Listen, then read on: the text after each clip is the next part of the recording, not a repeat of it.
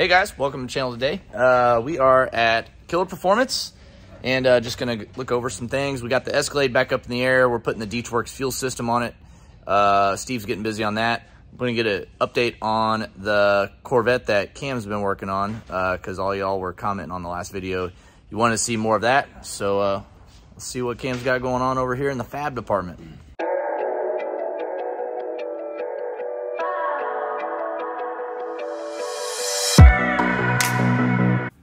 Make sure you hit the subscribe button and the bell notification to let you know whenever I post a new video. Getting all the turbo kit welded up now. Oh yeah, you got most of the front end kind of mocked up, tacked in. Yep. You got the Maven mounts on there. It looks like bumper mounts. Got the heads on the engine, just kind of mocked up for the turbo kit, and you basically got all the hot side done. Yep. Except for probably the downpipes. Downpipes, yeah. Got to figure that out. So yeah, are you going to start welding all this stuff up today? Yep. I've already started like the Maven mounts and this little stuff here, and then the tube front end here I got welded up. Nice. The hot side I'll start tacking, getting it all welded up too. Pretty much have all this done, and then we'll get the exhaust going. The intake, whenever it shows up, we'll get the cold side, going for that. Intake might be here today. Yeah. I know you said this week. Shipped out Friday. Okay, cool. So we'll have that. I still have a couple bars that I have to add and weld up inside too, so we have that. Nice. Lexan, we got to put the Lexan in it. So we still have some stuff. We still got a long road ahead of us on this deal. If I get all this finished, I definitely have projects to move on to. Cool. Need to weld the chute handle in. A lot of welding. A lot of welding. That's what you're here for. Yeah. All right. We'll go over here. Steve is installing the Dyno return fuel system on my Escalade. Here's what we got so far. Basically, Dyno has a full kit, comes with the lines, the fuel regulator, and everything. We got the fuel regulator mounted up here. Fuel filters over here. We're gonna put the return. What are you gonna do? Return it? Yeah, feed through the filter. Okay, yeah, so it's going to feed through the filter, which is good. So that way it'll be easy if we ever have to take the tank back down or anything, which I hope we don't. If you ever have to service the filter, it's there on the side, so you don't have to pull anything. And, of course, it was on a full tank. Yeah. So got some jugs over there. Jugs over there full of E. Cool. Yep, so it's all hidden under here. It feeds right to the factory feed line. Oh, nice. Yeah. So we don't have to change anything up front. Yeah, that'll work out really good. Cool. Well, we'll get this thing, get the tank back up in there, and I think we'll hopefully get it tuned maybe tomorrow. Yeah. Sweet. And then we'll assemble this 416 over here. We got all our parts. I know. Bad boy going in Joel's C7 over there. Heck yeah. This is also a pretty cool swap that Tim's been working on, and Curtis. This is Curtis's 2010 Mustang. So this was a 4.6 liter car, 3-valve, and they have done a full Gen 3 Coyote and a 10-speed transmission swap in it. And then it's also getting a ESS supercharger. Still going to have all the DI fuel system, the port injection, and what all you got left on this thing, Tim? Man, it's pretty close. Got the control pack in. We think we got about everything hooked up as far as the swap to this chassis. Literally, we're down to just a couple little odds and ends stuff. Some of the heater hoses, some of the vacuum lines to work with the factory brake booster. Yeah. And a drive shaft. Other than that, we're like right This thing there. looks so OEM in here. Yeah, yeah, and it definitely fits kind of OEM. Yeah. We're down to drive shaft, a couple odds and ends, and should be able to crank on it and hopefully get it fired up. That'd be awesome. Yeah, Curtis is wanting to run like low 9s in this thing. Obviously, different wheels and tires on it, but it should make, Curtis said, like 900 horsepower. Yeah, yeah. The ESS was pretty good. It's pretty crazy. Yeah, this thing was like a old man Mustang he bought. It's got, I don't know how many miles on it, but it's a really clean, all stock car whenever he bought it. And it's definitely going to be I would say, kind of a sleeper in my opinion. Cam got a special gift for the Corvette just now. He said it was going to come today, and it showed up like literally right after we got done with that video clip. Not even 10 minutes later. Frankenstein Freak Show intake in black.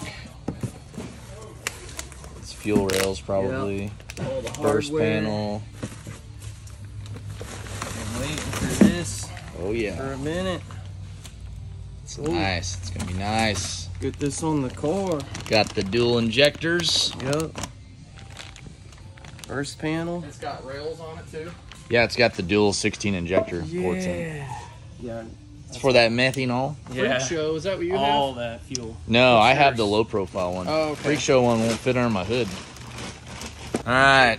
Gonna have to do some cutting, aren't we, A Cam? little bit of cutting. Well, this whole thing's been about cutting. Yeah. Look good. Get that Motion Raceworks throttle body on Yeah. there, too. Should look pretty nice. Yeah, we'll get all this dialed here. It was like that C6 blue. Yeah. We're doing it, Steve. We got to put a muffler on there. We got way too much power Get rid of some muffler. for the stock exhaust. Yeah, we're going to leave this muffler on the back, and we're going to take this big old suitcase muffler off right there and Here's put the your- Borla. This is probably a restriction right here. A stupid valve. Yeah, that valve's going bye-bye. It's like a disc with a hole in it. Kind of like the Mopar stuff. Yeah, Get rid of that junk. that's going bye-bye. It's a big one. Adaptive valve. Yeah, it's going to adapt itself in the trash. Yeah. And this is the same muffler that we use on the ZR 1500 trucks. It sounds really good. It's got a real quiet idle, but at wide open throttle, it does get pretty noisy. So it'll still be good for, you know, daily driving the Escalade. And we'll still have this back muffler on there too. We're going to leave it on. But I think this will sound pretty good on the old Escalade. Got the fuel system all in. Got it fired up. Everything seems to be working good. No fuel leaks. Oh, no. Yeah. No leaks on my lines. That's right. Steve's a master tech. We got the old, we'll call it the Super B Hellcat. We got the Hellcat fired up, so it's good. We're gonna go over some things on there, make sure it's all good. This thing will be ready for the dyno tomorrow. This thing should make 950 horsepower. What?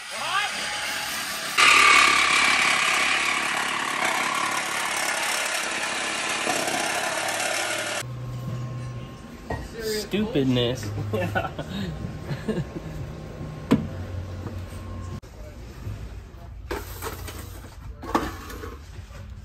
Ready to fire it up. Got her dialed. We just MIG welded it, guys. It's I mean, it's an Escalade. We don't need to do anything fancy. You're gonna be rough enough on it. It is stainless though, so it's, We'll know a difference. no, won't know the difference. All it knows is your WOT. That's right, and it's better than that. Yeah. Guys, look at this thing. This valve in the back. I mean, that is a huge restriction. So, we're gonna fire this thing up, see how loud it is. Hopefully it's not too loud.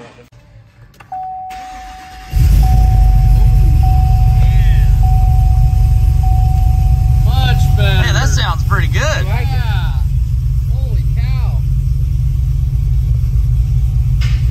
Holy moly. Can we get a little outside shot for you? Yeah. Go ahead, it's recording.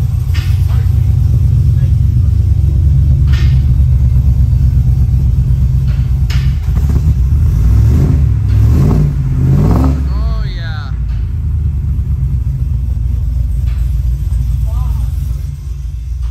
That's how an Escalade should sound. Yeah. Ah, dang, she sounds good.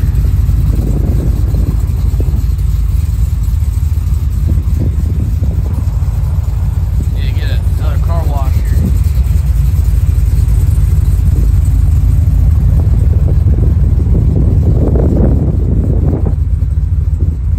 Okay, we decided that the cooler intake that was on the Escalade using the factory air box and the factory filter is probably not very sufficient for the setup that's in it now. So we're gonna piece together our own intake using some parts that were already on it and some new parts. So I'll show you guys what we're doing right now. Okay, so here we got this is the ADM intake they make for the LT4 blower conversion on a 14 through 18 GM truck.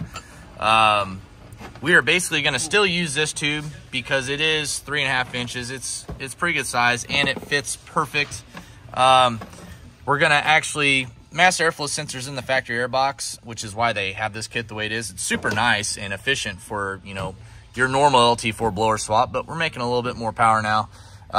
So we actually have a weld-in mass airflow sensor bung that we're gonna weld in to this tube here.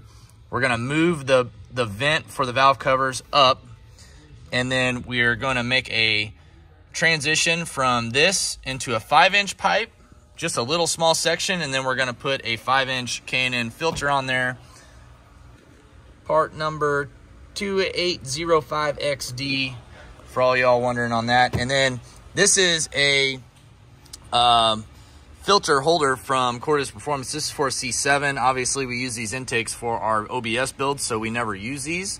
We're gonna see if we can modify that to fit right here, so that way the filter's got a nice little box to sit in, so it can try to stay as cool as possible over here in the corner of the truck. So that's what we're doing right now. We're gonna get this old intake off and start welding that mass airflow sensor bung in. All right, guys, here's the intake. We got it all done. So we got the Cordis C7 box. We modified it, fits there, so that way it keeps kind of some of the heat off the filter. And then we got fresh air coming through there and the bottom. We got the Cordis C7 intake filter, which I showed you guys. Then we custom made this little section of 5-inch pipe, reduced it down to 3.5-inch, put the mass airflow weld bung in there, and then right into there. Basically, we were just limited on space, but at least we got a lot of volume coming in, and then it goes in there. I think this will be a huge improvement over what was on there. And we'll probably be able to hear the supercharger a little bit more now. That's it. I think we're just gonna leave it raw. The Escalade's no showpiece. It looks good under here, but the function is what we're looking for, and that's what we got. Chick-fil-A time now. The big gulp. Okay, so we got the Escalade at our tuner, Just Tune, and we just got on the dyno. Justin's just gonna do some like little drivability, get the idle, get the mass airflow sensor scaled, and then we're gonna do some pulls. Probably won't be able to do it in 1-to-1 gear just because of the 24s on there.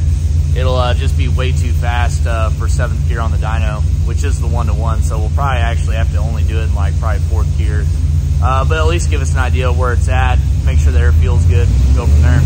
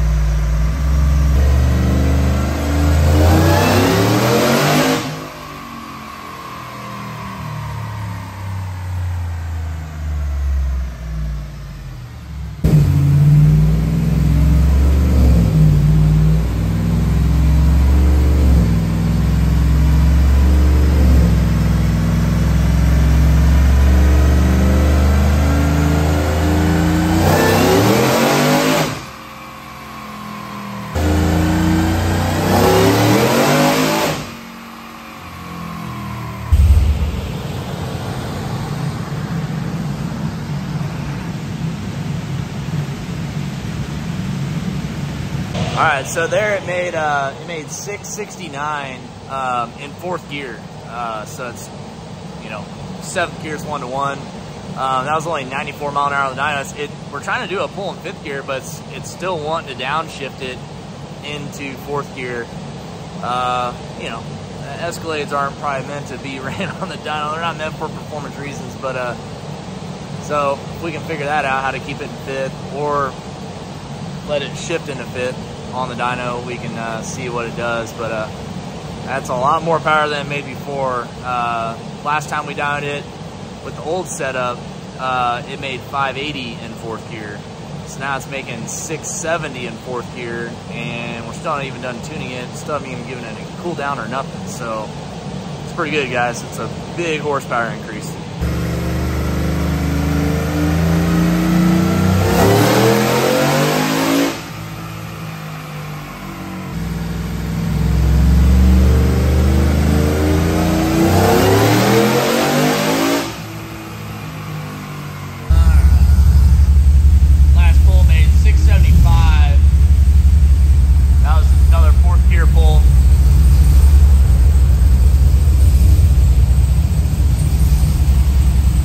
yeah, easily over 100 more horse than it made in 4th gear with the stock LT1 in it and the stock lower pulley and the unported superchargers. So it's a big difference. Plus we probably, you know, the muffler and the intake probably helped out quite a bit too. Pretty happy with these numbers, honestly. It'd probably make 750, 760 in 7th gear if we could dyno it in 7th gear. So that's really good. Really good out of Escalade on 24s with the, you know, Y pipe setup. Not an ideal intake, just due to the room underneath the hood. We got a small lid LT4 blower, small brick blower, stock heads, and untouched heads. So it's pretty good, guys. Okay, guys, so the Escalade made 679. That was the final number in 4th gear. So if we were able to do a 1-to-1 pull, we'd probably be looking 750, 760 rear wheel horsepower. So that's a lot. Really happy with those numbers. It's over 100 horsepower than what it did before. Should be a noticeable difference. So we're gonna go drive it now and see how it is. The roads are still a little damp, but we'll get on the highway. I think they'll be dry once we get on the highway and see what we got. And the check engine light's still on because we have a fuel pressure control module code in there from the new fuel system. I just got to turn that off with the tune. We just didn't worry about it. So that's why the check engine light's on, guys. It is freaking cold out right now. It's starting to get colder and colder, but just 2 hours north, they're getting dumped with snow. I mean, they're expected to have 10 to 12 inches of snow just 2 hours north of here. So we got lucky. We just got some rain. The rain let up a little bit ago. I'll deal with cold weather in mid to low 40s any day of the week over a bunch of snow.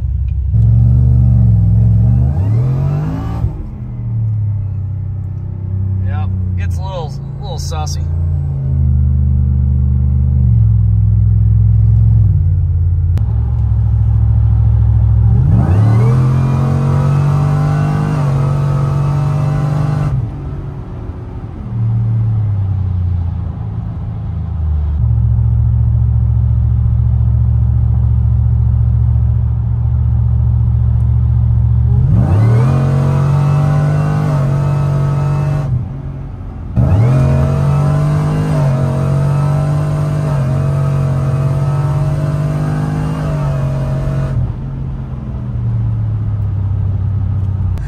Remember, this thing's a big old SUV.